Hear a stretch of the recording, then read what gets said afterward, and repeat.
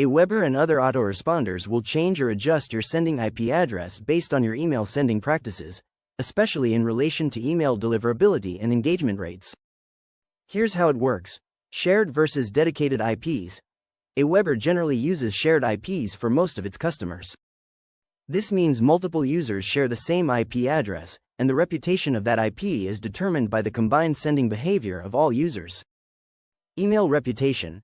If your email practices, such as high bounce rates, spam complaints, or low engagement, opens, clicks, negatively impact the IP's reputation, Aweber may shift you to a different IP or take corrective actions to protect overall deliverability for other users on that IP.